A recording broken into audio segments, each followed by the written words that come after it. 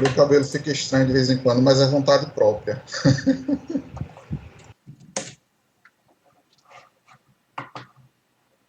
Bom, o pessoal tá aí já, né? Tem quantas pessoas? Já são 9 pessoas?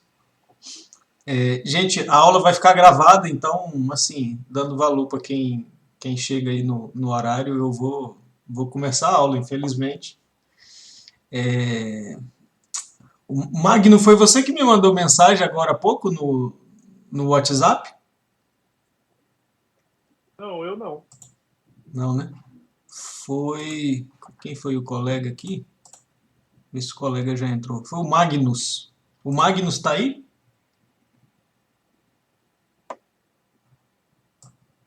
Acho que não. É. Eu vou avisar ele aqui.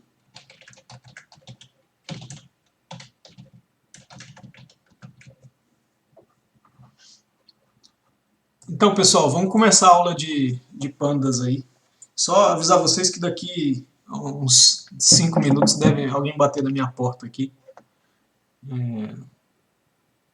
para entregar um pedido.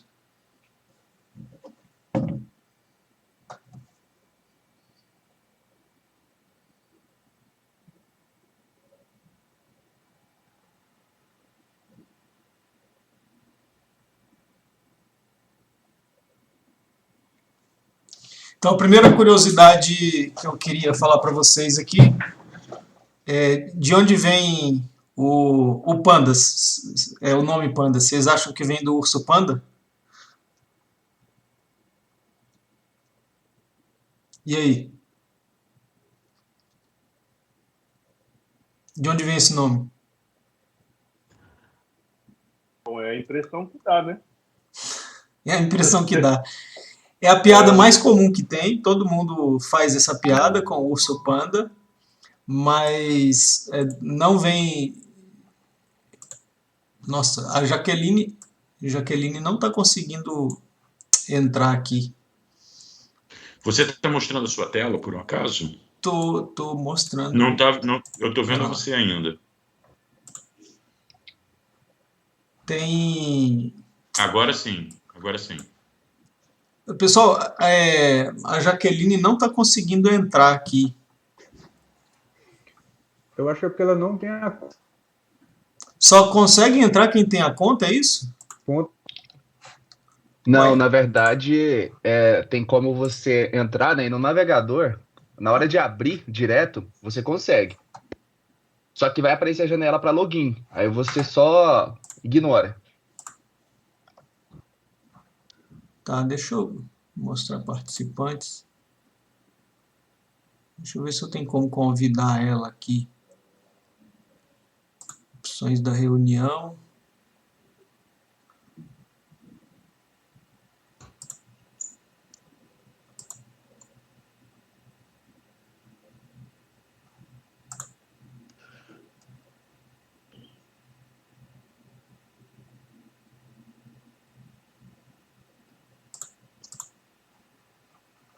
Só um segundo, vou mandar uma mensagem para ela aqui.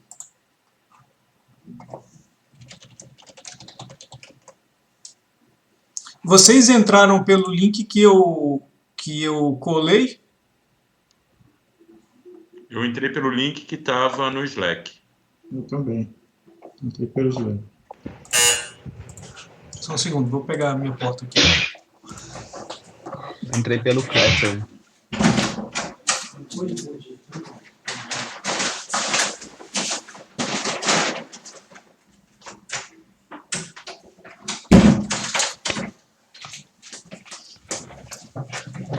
O café. Aí você só avisa pro seu pai que eu tô em reunião, que às vezes eu precisar. Não fala nada, só fala. Aqui. Tá com o áudio aberto, Fala, tá, Fernando. Thiago? Oi, eu? É que você estava com o áudio aberto, estava conversando. Ah, valeu. E de repente você não estava sabendo, estava falando alguma coisa particular. Ah, sim. Não, só tava avisando aqui que eu tava em aula. Valeu. De fato, Alex, eu testei aqui num computador que não tem, que eu não acessei o Teams, eu consegui acessar. Você conseguiu acessar? Foi. Sem o login da economia, né? Fui Uhum. direto. Testei agora. Eu pensei que fez lá, porque parece que ela não tem o acesso ainda do login, né? Da economia. Aí não é isso não. Mas o usuário anônimo consegue entrar, então.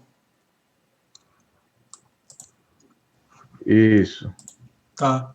Bom, eu vou ter que começar a aula aqui, eu não vou poder atender ela, não. O Roger, você pode tentar ajudar ela? Eu vou conversar com ela. Enquanto eu... Eu convidei ela aqui para a sala e cai, ela entra e cai, parece. Acho que agora entrou. Foi? Acabei de mandar um outro convite para ela aqui. Acho que ela entrou agora. Jaqueline, tá aí? Certo, consegui. Pronto, Jaqueline, a gente estava falando de você. Eu ouvi. Mas a gente ia falar bem, eu acho. Vamos começar a aula aqui, então. Então, o Pandas não vem do urso panda, ele vem de uma analogia que o desenvolvedor, que inclusive é o autor do livro que eu uso como referência para esse curso, que a gente vai estudar sobre esse livro agora, ele tinha uma ideia de desenvolver uma funcionalidade para analisar dados tabulares. E ele chamava isso aí de dados em formato de painel, de panel data. E aí, desse termo panel data, surgiu o termo pandas. Então, a documentação... Vocês estão vendo minha tela, né? Deixa eu só ver se eu estou gravando aqui. Estou gravando. Então, vocês estão sendo gravados. Então, surgiu esse nome pandas. E aqui embaixo está o link para a documentação oficial. Que, gente, Alex, em termos... Diga, André. Alex, desculpa, mas eu acho que eu estou vendo a sua tela em algum formato que não é o formato que eu consiga ver de tela cheia. Eu estou vendo Audio Mover, Mixer. Está mostrando a ferramenta OBS. Opa, deixa eu compartilhar outra tela aqui com vocês. Só um segundo.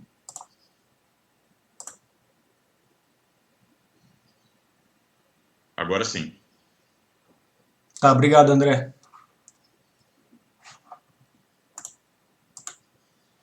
E a gente eu estava falando da documentação. Gente, a documentação do Pandas é simplesmente a melhor documentação de biblioteca de software livre de qualquer biblioteca que eu conheço. Eu vou abrir ela aqui. Então, assim, eu queria que vocês usassem, não ficassem com medo de chegar aqui e digitar o nome de uma função, de um objeto, enfim, e aprender com a documentação que está aqui, porque é muito boa, é excelente, é a melhor documentação de biblioteca de longe, de tudo. Depois dessa aqui, a melhor que eu conheço é a do NumPy e do Seaborn, são muito boas, mas essa aqui é excelente. Gente, ela tem exemplos muito bons aqui, ó. Já o código, a gente gosta muito de exemplos para ver como é que funciona, como é que usa. Aqui já tem exemplos já. O pessoal gasta muito tempo fazendo essa documentação aqui e é muito boa. E lembrando do comentário que eu fiz na aula passada, que vale para a aula de pandas, existem muitas operações que a gente precisa fazer e boa parte dessas operações elas estão já prontas para a gente, basta a gente saber o nome delas, o nome da função. E aí a gente está num contexto que a gente precisa adquirir vocabulário. A gente precisa simplesmente saber que existe alguma coisa que faz aquela operação já pronta para a gente.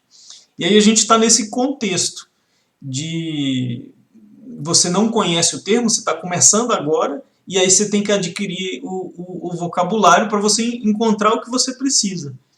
É um pouquinho difícil quando você não tem vocabulário nenhum para você adquirir os primeiros termos, mas você tem que ter essa noção de que a informação está lá. está lá disponível para você, basta você adquirir o vocabulário. Eu sei que é difícil adquirir os primeiros termos do vocabulário. Vai ter uma aula em que eu vou ensinar para vocês o Web Scrap. Daqui 2 aulas, eu acho. É uma das aulas que os alunos mais gostam, é bem divertido. Para fazer o Web Scrap, a gente vai precisar do Python instalado na nossa máquina. Seja Windows, seja Linux, a gente não faz o Web Scrap lá dentro do Google Colab, porque eu uso uma ferramenta que emula um navegador, ele abre um browser para você, é o Selenium. Então, usar o Selenium no Google Colab não dá. E eu digo que usar o Selenium para fazer o Web Scrap é a maneira adulta de fazer o Web Scrap. Eu vou explicar na aula por quê. Então, vocês vão precisar instalar o Python no computador de vocês e instalar o PyCharm também. Quem não quiser usar o PyCharm, quiser usar outra IDE de desenvolvimento que já domina, vamos supor, você já domina o Visual Studio, e você não vai precisar do meu suporte para te ajudar a usar o Visual Studio, você está liberado para usar o Visual Studio, o VS Code, que o pessoal chama. Agora, se você precisar do meu suporte para eu te ajudar, eu sei te dar suporte no PyCharm. Eu não domino o VS Code. E eu não consigo te ajudar no VS Code. Eu não consigo te tirar de um buraco. Então, se você não conhece nenhum, para Python, o PyCharm bate de longe no VS Code. Mas se você já domina, cara, vai no que você quer. Então a gente vai precisar, para daqui 2 aulas, a gente vai precisar do Python instalado no computador de vocês e uma IDE de desenvolvimento. Depois eu vou explicar como instalar, vou dar um link aqui para instalar o PyCharm. Mas você pode escolher instalar o Python, só o Python mesmo e alguns pacotes que já vem nessa instalação básica do Python, ou você pode escolher instalar o Anaconda, que aí é um pacote mais complexo, mas mais pesado, que para alguns computadores mais lentos chega até a atrapalhar o desempenho do seu computador. Então, se você quiser alguma coisa mais completa, que já vem, sei lá, com o Jupyter Notebook, que já vem com um monte de coisa, o Anaconda é bastante completo. Se você quer alguma coisa mais simples, que tem um mínimo de pacote, vai direto para o interpretador do Python. Uma revisãozinha aí das coisas que a gente já viu, né? Boa parte desses que estão maiores aqui a gente já viu. Depois, minha recomendação é que você escreva do lado dele aqui o que cada um deles faz. Pode imprimir isso aqui, escrever à mão mesmo, como uma revisão. Em alguns momentos de aula prática, eu vou pedir para vocês entrarem nesse DeepNote, que é como se fosse um Google Colab, mas colaborativo. Todos nós conseguimos escrever ao mesmo tempo no mesmo notebook. E aí eu faço live coding aqui nesse DeepNote com vocês. Vamos para o Pandas. Ele adota o estilo idiomático de computação baseado em arrays do NumPy, ou seja, aquelas mesmas operações vetorizadas que você faz sem precisar fazer loop, você pode fazer no Pandas. Então, se você fizer um loop no Pandas, existe uma chance muito grande de você estar fazendo alguma coisa ineficiente. Então, dê preferência para processar dados sem loops. O NumPy, ele armazena dados homogêneos, ou seja, de um mesmo tipo, no mesmo array. Já o Pandas, ele foi projetado para trabalhar com dados tabulares e heterogêneos, o equivalente a uma tabela de Excel. Tabela de Excel, você tem uma coluna que pode ser numérica, outra texto, outro booleano, uma data, e todos eles convivem na mesma tabela. O Pandas também, ele pode ter uma coluna para cada um desses tipos de dados e armazena lá tranquilamente. Ele se tornou open source em 2010 e hoje ele conta com por volta de 800 colaboradores. Primeira coisa, se você estiver num ambiente que não tem o Pandas instalado, você pode instalar com esse instalador de pacote que chama pip e o comando install e o nome da biblioteca. Se for dentro do notebook lá, você pode usar essa exclamação, dentro do Colab, por exemplo, você usa essa exclamação para dizer que é um comando do console. Depois disso, a primeira coisa para você usar o Pandas vai ser importar a biblioteca. E aí a comunidade toda usa um apelido para a biblioteca Pandas que chama PD, eu também uso. Agora a gente vai estudar aqui uma estrutura de dados muito útil e muito elementar dentro do Pandas, que chama Series. Series é um objeto semelhante a um array de uma dimensão, contendo uma sequência de valores e um array de rótulos que a gente chama de índice. Então, aqui eu tenho um índice e aqui eu tenho os respectivos valores associados a esse índice.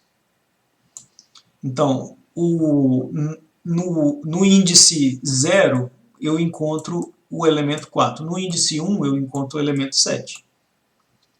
Tem uma analogia muito clara aqui com dicionário. É como se isso aqui fosse a chave do dicionário, isso aqui fosse o respectivo valor do dicionário. Como é que eu crio uma série? Existem diversos parâmetros que você pode passar, mas o primeiro deles é o objeto data.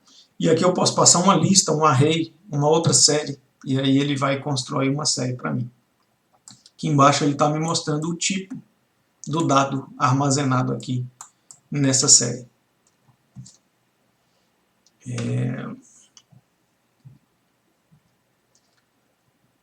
Eu posso indicar quais são os índices que eu quero. Eu não preciso aceitar os índices padrão do Pandas, que são índices numéricos de 0 a n. Eu posso indicar os índices que eu quero, e ele vai e cria para mim. No índice D, eu tenho um valor 4, 7, menos 5 e 3.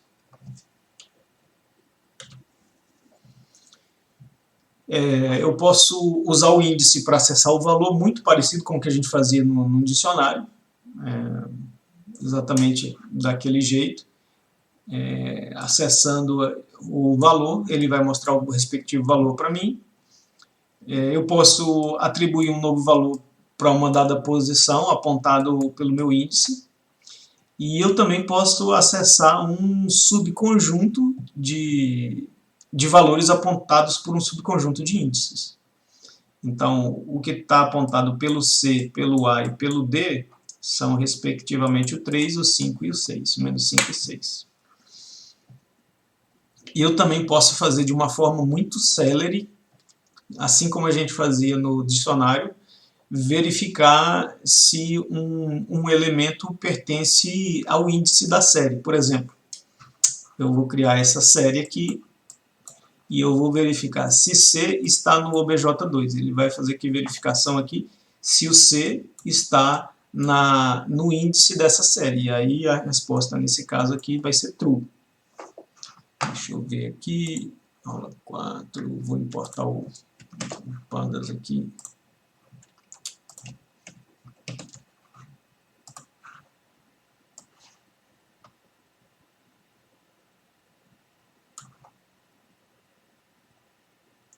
Vou fazer aqui.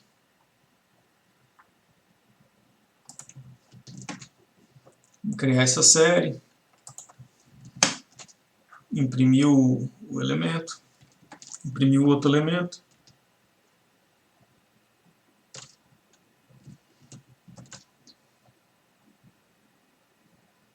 Esses três. E aí vamos verificar aqui se o C ele está dentro do OBJ2. Ele está, né? O C está aqui, ó. O OBJ2 está aqui.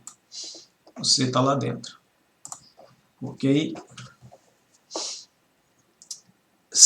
Mais detalhes sobre series. Use operações semelhantes às operações do NumPy. Por exemplo, um filtro por um array de booleanos. Gente, vocês conseguem inferir qual que é o tipo do dado retornado por essa comparação?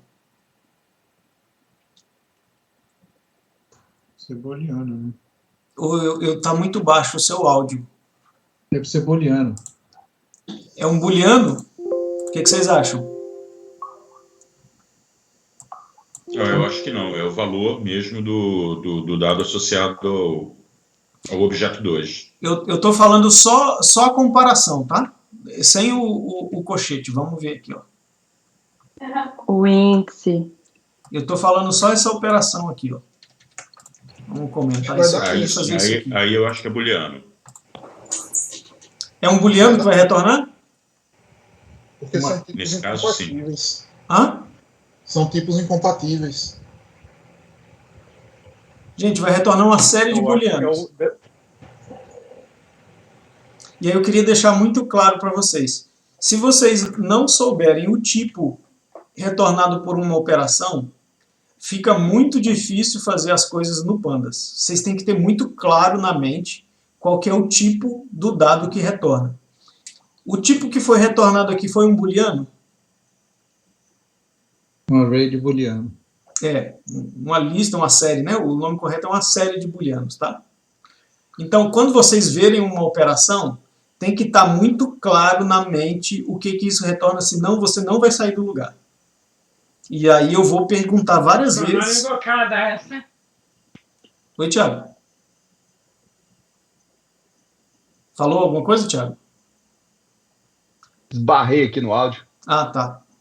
E aí, eu vou perguntar várias vezes para vocês na aula de hoje, na próxima aula, qual que é o tipo de um objeto retornado em alguma operação.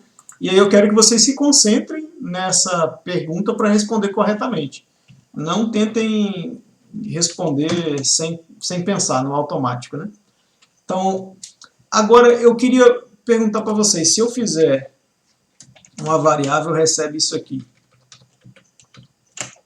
e usar essa variável aqui, o que vai sair dessa operação de baixo? Uma série com todos os valores que são maiores do que zero. Perfeito. E outra maneira de enxergar é uma série onde tenha true nessa variável v, né? Certo? Vocês viram isso? Posso fazer? Posso executar?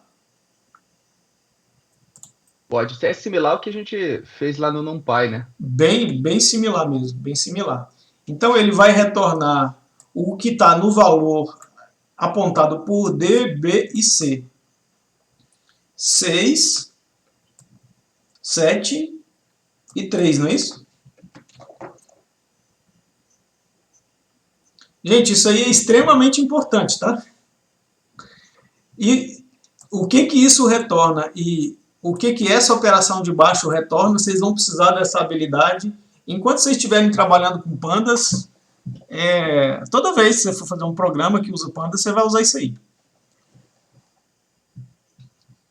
E por que está aparecendo sempre o type no final, hein? É porque é um feedback do próprio Pandas quando ele imprime para você. O tipo do dado que está aqui. É o inteiro de 64 bits. Se colocasse print, não iria aparecer, ou sim? Acho eu que aparece, hein? Acho eu que aparece. Aparece também. Então, se eu for colocar isso numa variável, for trabalhar com esse resultado, vai aparecer isso lá também? Não. Se você colocar isso aqui numa variável aqui, ó, simplesmente ela fica na variável lá em memória. Isso aqui é só um feedback para você. O que vai estar na variável, em termos de valores, é isso aqui, nos seus respectivos índices. E o tipo do dado que vai estar aqui dentro é um int 64. Tudo bem que ele vai ter uma variável que chama dtype também. Vamos imprimir o v2 e vamos imprimir o v2.dtype aqui, ó.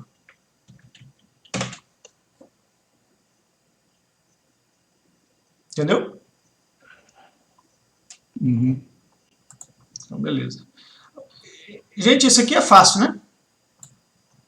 Multiplicar por 2, vai sair a série multiplicada por 2 ali. Eu também posso usar uma operação do NumPy. Será que eu importei o NumPy aqui já? Acho que não.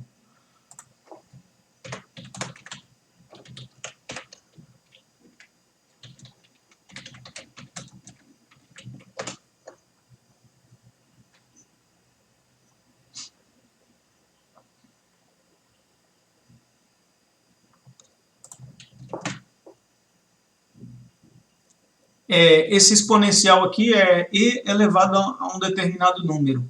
E aquele número neperiano. E aí quando você faz e elevado a aqui 12 dá isso aqui, e elevado a 14 dá aquilo ali, e elevado a menos 10, enfim. Beleza.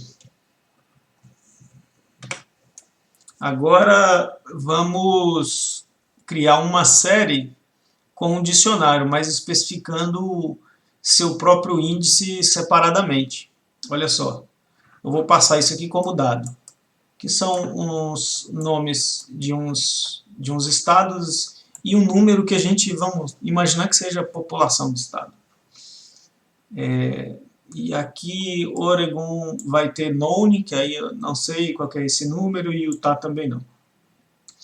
E aqui eu vou dizer para o meu dicionário quais que são os índices que eu quero. Perceba que Utah não está no meu índice aqui. E ele usa o índice como referência para criar a minha série. E ele vai lá e não coloca o Utah que está na minha série de dados, porque ela não está no índice. Perceba que Califórnia não está aqui. E aí ele vem aqui e coloca Califórnia e coloca um Nora Number. Nora Number é um valor desconhecido do seu dataset, simplesmente não estava presente.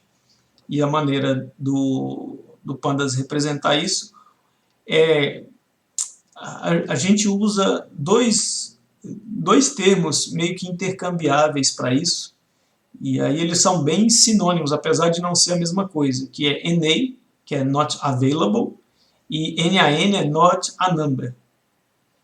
E aí a gente vai ter que aprender a lidar com esses valores faltantes, inclusive remover registros que tenham valores faltantes ou preencher valores faltantes, a gente vai estudar isso.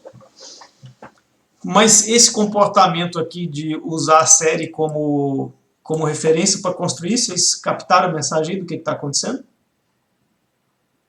Usar o índice como referência para construir a série? Sim, só que ali embaixo no exemplo o Oregon aparece com valor, né? Vamos ver. Eu acho que vamos ver aqui. Vou criar um dicionário aqui, Oregon 1600.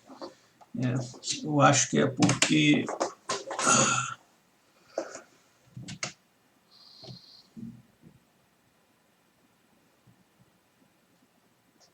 na hora que eu copiei isso aqui, André, eu copiei errado, tá? Deixa eu anotar isso aqui para eu corrigir.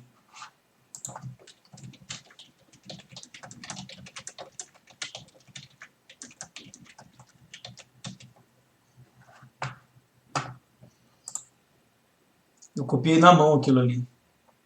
Alex, essas chaves têm que ser exatamente o valor. Tipo, isso é case sensitivo e tal. Tem que ser exatamente o valor que está no dicionário. Exatamente. Isso aí vai ser case sensitivo. Se isso aqui for minúsculo, ele não encontra esse Ohio aqui não, tá? Alex, mais uma pergunta só. Então, nesse caso que está na tela do slide, como o Oregon é known, na verdade, se isso fosse refletido aqui no resultado do exemplo, no Oregon ficaria um not a number também ou ficaria known? Fica not a number. O Pandas não representa o known ali. Calma lá. Agora eu estou com a memória fraca. Vamos conferir isso aqui. Vamos botar known aqui. Que eu me lembre, aparece not a number também. Vamos ver aqui. Ó. Aí, ó. É not a number mesmo. O Pandas ele não vai colocar um known lá pra gente, não.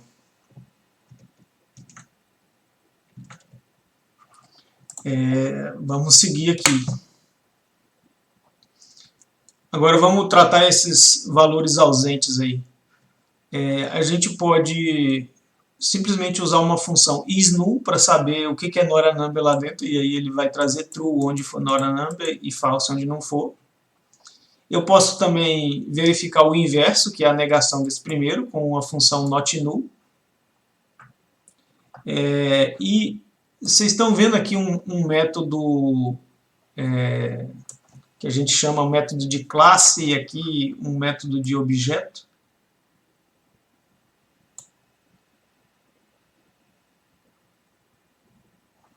Aqui, no próprio objeto, eu posso executar o isNull, mas na biblioteca também está definido esse mesmo método lá.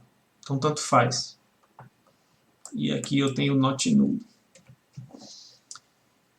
Alex, eu queria perguntar um negócio sobre isso, porque, assim, nos exercícios lá do pai, tipo, eu percebi que durante a aula você usava de um jeito e na resposta do warm-up você usava do outro jeito. Então eu fiquei pensando, todo método que tem de um jeito tem do outro jeito também? Não necessariamente, não necessariamente. Tem muitos que estão repetidos, mas tem vários que só tem aqui na própria biblioteca, né? No próprio módulo da biblioteca. A maior coincidência que você pode tentar inferir é o seguinte: se tiver no objeto, geralmente ele tem aqui.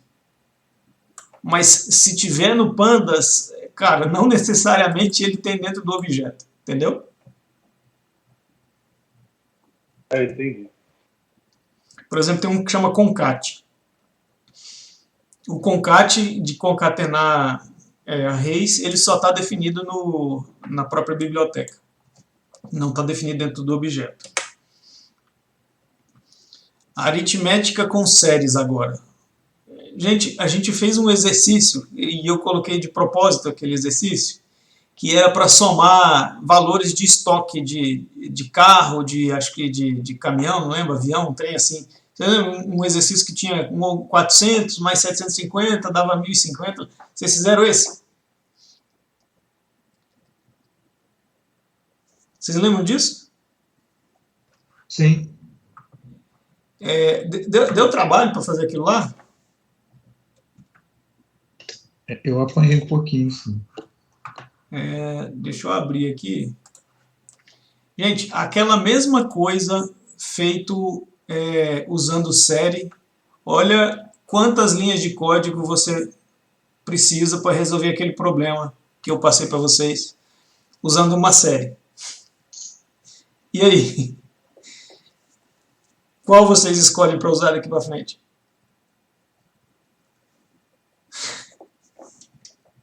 Mais fácil. Muito mais fácil, não é não? Aquilo tá na aula 2, eu acho? Ou é na aula 1? Aula 2, né? 2. Aula 2.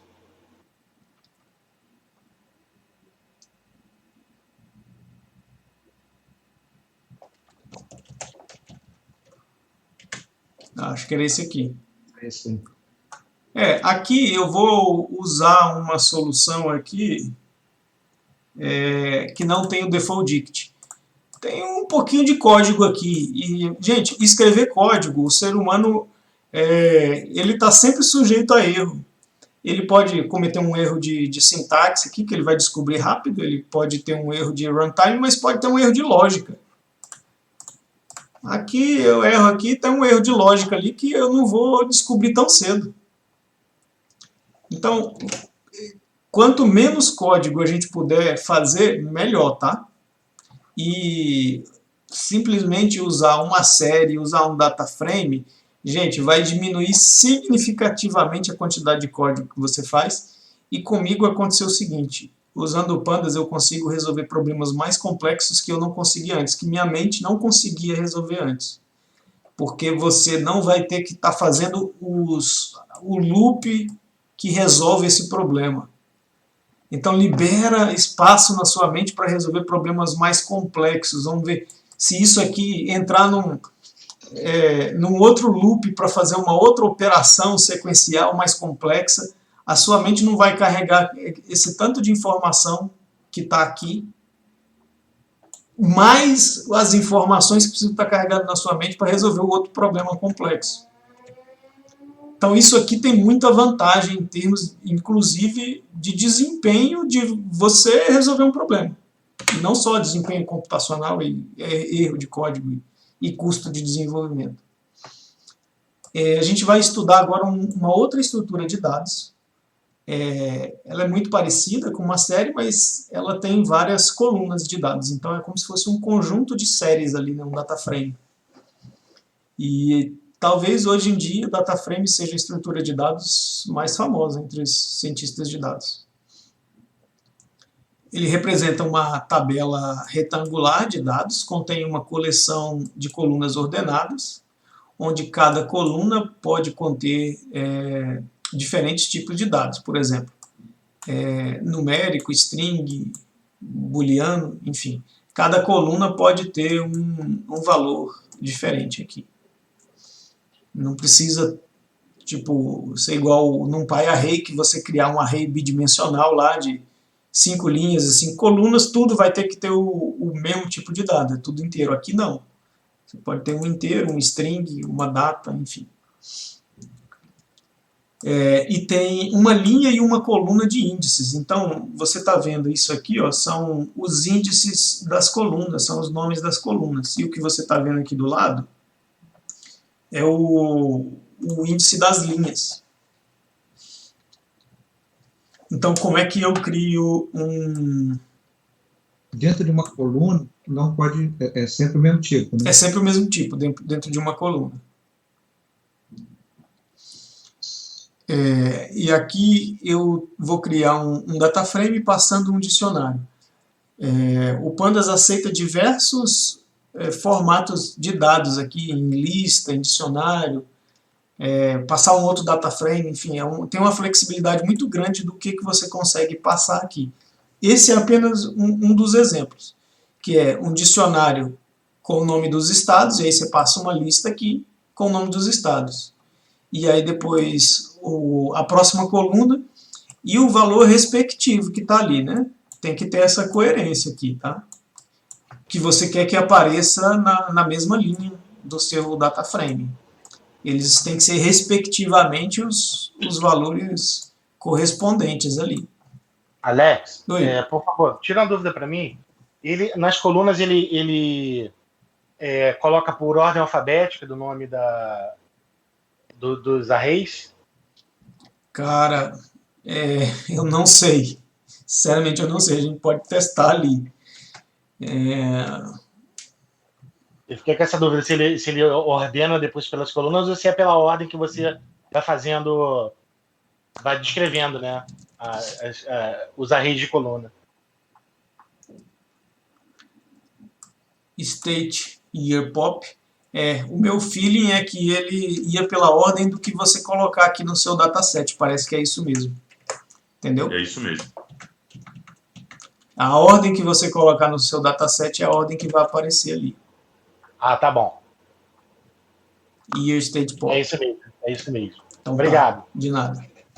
Agora, mostre as primeiras linhas de um data frame com o comando head aqui. Você pode até passar um valor que você quer aqui. Se você quiser 50, 100, passa um valorzinho aqui, que ele vai te trazer aquelas N primeiras linhas. O padrão ali, se você não passar nada, é 5. E é bastante útil, eu uso bastante.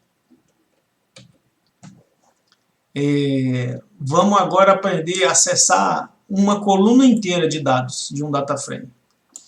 Pode ser com essa sintaxe aqui do dicionário, que a gente já aprendeu.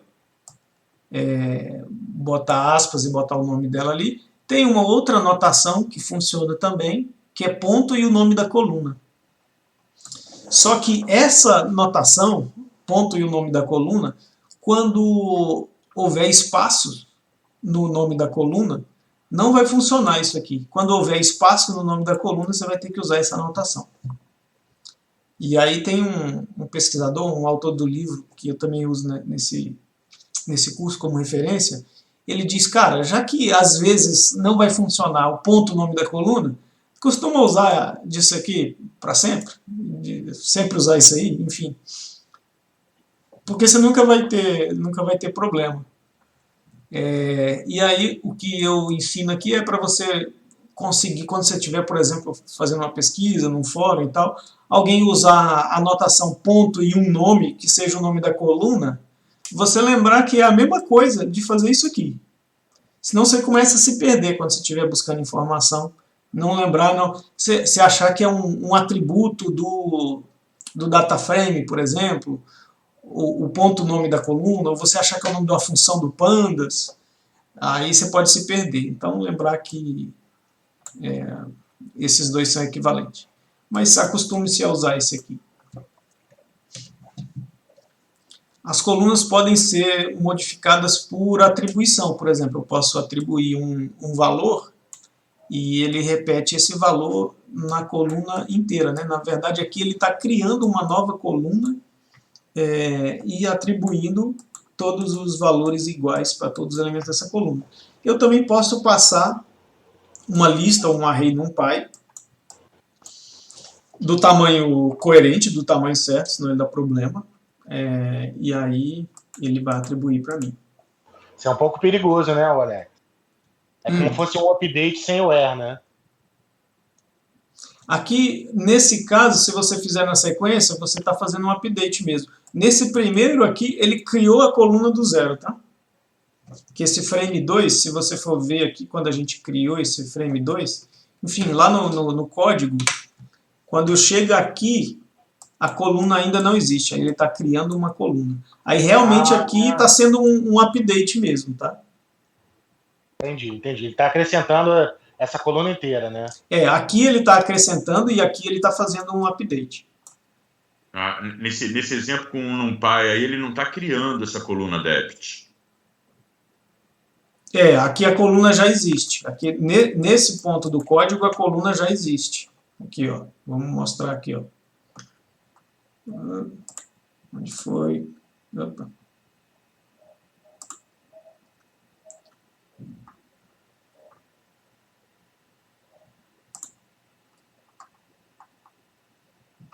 Pronto, vamos criar isso aqui. Está criado. Agora, vamos criar uma coluna chamada débito. Perceba que a débito não está lá. Vamos criar uma chamada... Cria ela com NumPy, cria ela com o comando NumPy em vez de criar com o valor. Isso a gente já sabe que funciona. Tá, então vamos criar ela de novo aqui.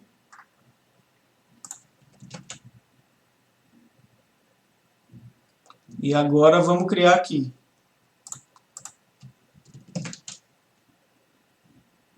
Funciona que é uma beleza, certo?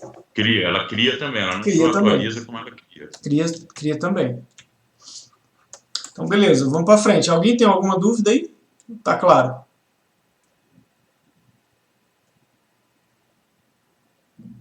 Por que o colega falou que isso era perigoso? Se você fizer um update e, tipo, você cria aqui e depois você está substituindo todos os valores de uma vez só, sem nenhum critério. Você tem que ter certeza se é isso que você quer fazer. Vamos supor que você pega o salário de todos os empregados e muda eles de uma vez só. Tem que saber se era essa a regra de negócio, ou se você queria mudar só de alguns. Entendeu? É um cuidado que você tem que ter sempre que você for fazer uma atualização de dado em alguma base de dados. Eu acho que isso é legal quando você tem já uma base, e aí você cria um novo campo que precisa dar um valor default para aquilo ali, né? Para começar a usar, né? Pode ser, é uma boa aplicação. Então, vamos continuar. Agora, a gente vai atribuir uma coluna...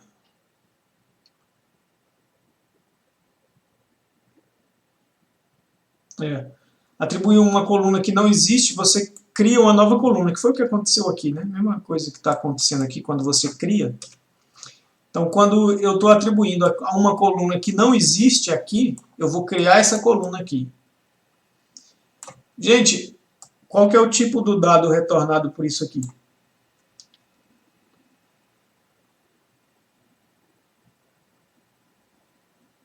E aí?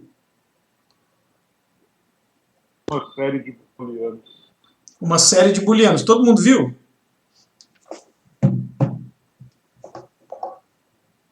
Que é essa série que está aqui, ó.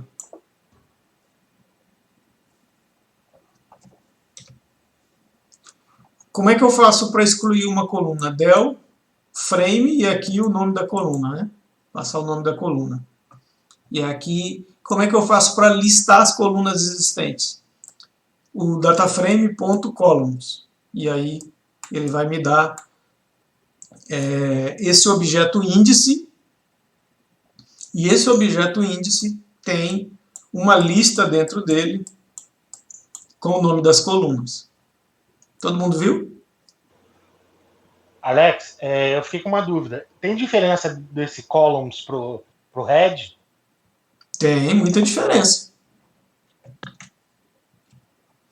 Vamos ver o head aqui.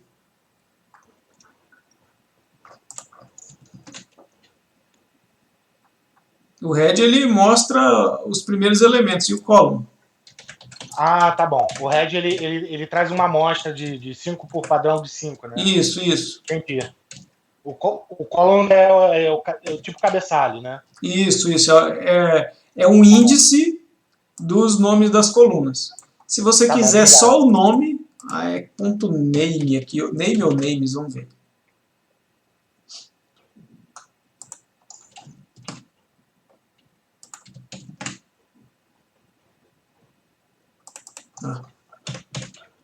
Depois eu vejo qual que é esse objeto aí. Não, tá bom, obrigado. Eu tinha me confundido. Obrigado. Beleza.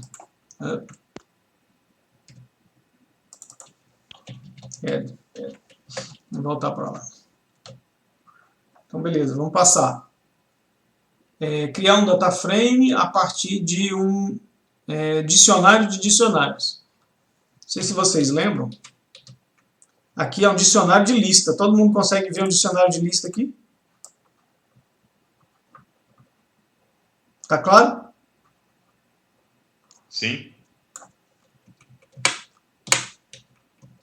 Mas eu também posso passar um dicionário de dicionário.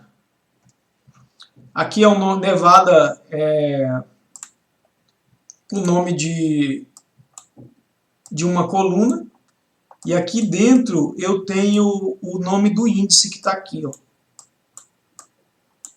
dentro desse dicionário. Gente, são duas maneiras equivalentes que transmitem o mesmo dado, mas em formato diferente. E aí o Pandas também aceita. Basicamente o Pandas aceita qualquer coisa que consiga transmitir dados e informação de maneira estruturada. Qualquer criatividade dessa aí. E aí se eu quiser ver os meus valores na forma de um array NumPy, ponto values. Agora vamos estudar aqui como é que eu removo entradas de uma série. Vou criar essa série. Vocês lembram o que isso aqui faz?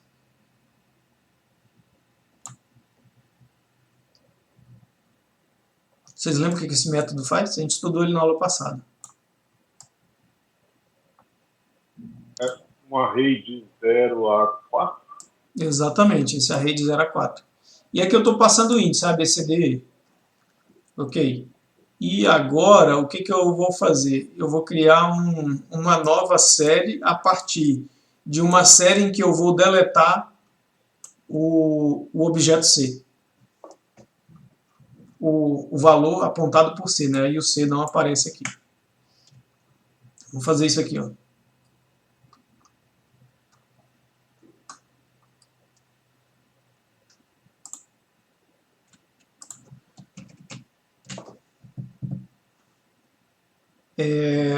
Pergunta agora. O OBJ, ele está alterado ou está como o original?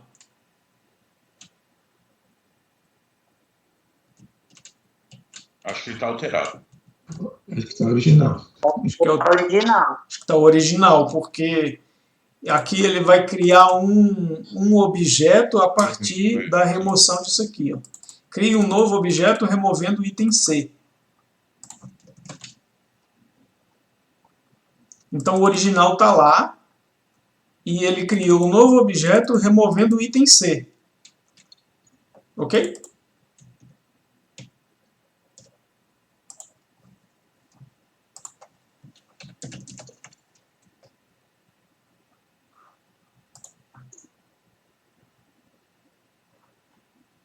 A gente vai já estudar esse argumento aqui, ó, in place, mas eu vou já aproveitar que é bem conveniente para comentar. Vocês estão vendo a minha tela aí? Esse in place? Sim. Esse in place significa altere o próprio objeto. Oh, caralho.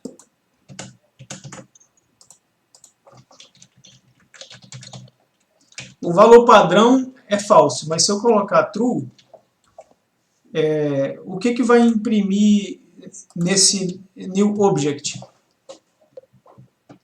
O que vai ser guardado no new object? É a mesma resposta anterior, né? E também o objeto também vai mudando. Bom, gente, o in place igual a true significa altere esse próprio objeto para mim. Tá? Isso vocês entenderam? Por padrão ele é falso, e aí ele retorna uma cópia do objeto e não altera o original. Mas se eu alterar o valor do in place para true, ele não vai retornar uma cópia, ele altera o original. E aí eu vou perguntar de novo, o que vai ser guardado aqui em new object?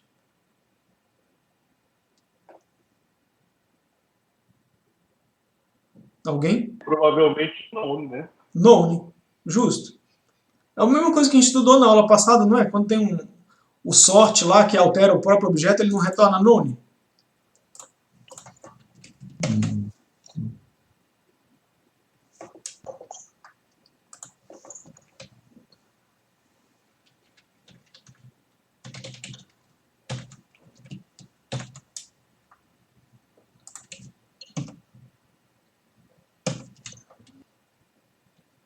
Tá aí o nome. E agora, esse OBJ, ele vai ter o C ou não vai ter o C?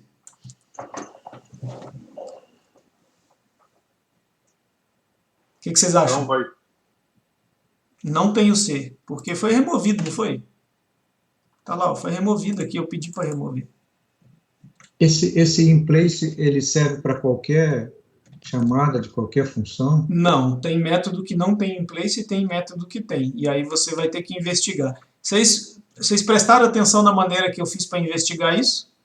Eu não tinha certeza. Vocês lembram o que eu fiz aqui para ver? Coloquei uma vírgula.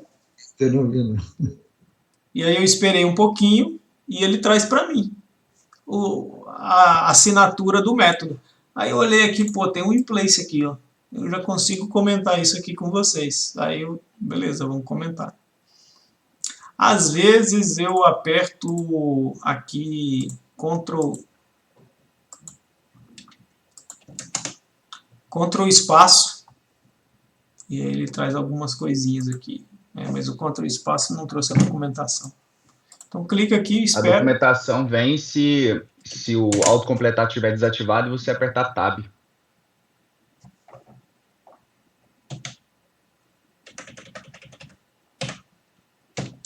Só se o autocompletar estiver desativado, eu acho que... Aí. Tá. No meu caso, vem se eu apertar espaço, vírgula, espaço e mais nada, ele já traz para mim. Tá? Aí, se tiver em dúvida também, é só pousar o mouse em cima, a setinha do mouse, e ele já vai trazer, se eu não me engano, em cima do método, né? Exato. Legal, muito bom. Muito bom. Beleza. Vamos passar. Eu vou dar... Alex, só Oi. uma pergunta aqui. Esse drop tem o parâmetro axis lá. Então quer dizer que eu posso usar ele para remover uma coluna também?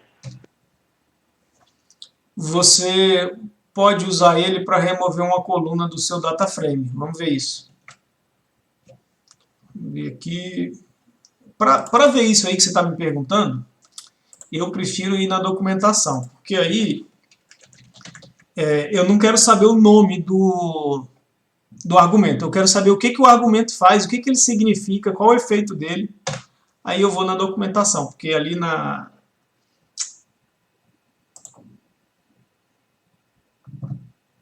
Bom, se for o drop do data frame, você vai conseguir remover uma coluna. A gente estava usando o drop de series. Consegue ver a diferença? O drop que a gente estava usando é de series. Series só tem uma coluna, então não dá para remover coluna. Vai ter que remover o índice na linha mesmo, certo? Mas tem o drop do data frame. Esse tem um eixo.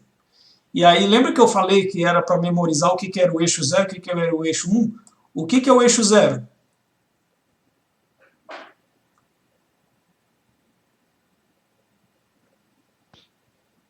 Oi, Thiago, não ouvi não. Vertical. Vertical, né? E aqui o eixo 1, o eixo das colunas. O default, o eixo 0. Aí, decide onde eliminar os labels do índice,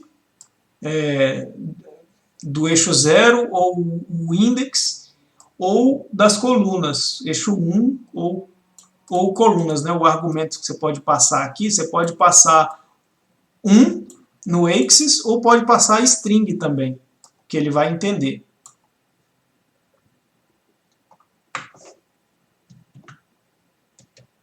Então, para que tem esse argumento lá da série também?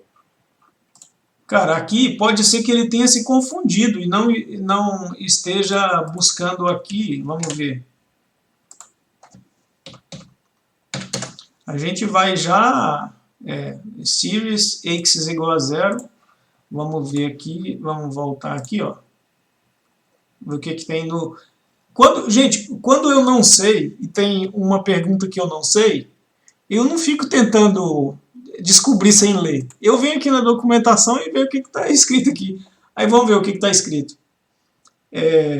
X igual a 0, redundante for application on series. Pelo que eu estou entendendo, ele colocou redundante de propósito, por isso que está colocado aqui redundante, para aplicação em série. Imagina que você tem uma operação que está sendo feito sobre um tipo de dado que você não sabe se vai vir um series ou se vai vir um data frame. E você não quer que dê problema naquele sua iteração gigante lá. E aí lá no meio disso aqui tem um drop. E aí o código do cara que fez está passando um axis para ele. Se você não tiver o argumento axis aqui, daria problema, você concorda? Sim. Então eu imagino que se passar um lá, ele não vai fazer nada. Eu acho que se fizer um, ele já vai ignorar aquele um lá e vai fazer o drop do que ele... Vamos fazer esse teste aqui.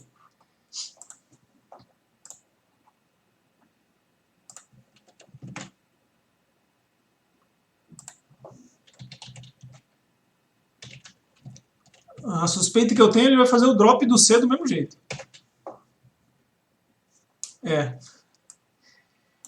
Axis named 1 for object type series. Não dá para fazer, ele dá problema. Se você colocar o axis igual a 1. Mas se você colocar 0, ele não vai morrer, o seu programa não morre por falta de um argumento que chama axis. Eu vou dar uns minutinhos para vocês fazerem o warm-up. Vocês já querem fazer o warm-up e o intervalo logo? Tudo junto? É melhor porque dá mais tempo.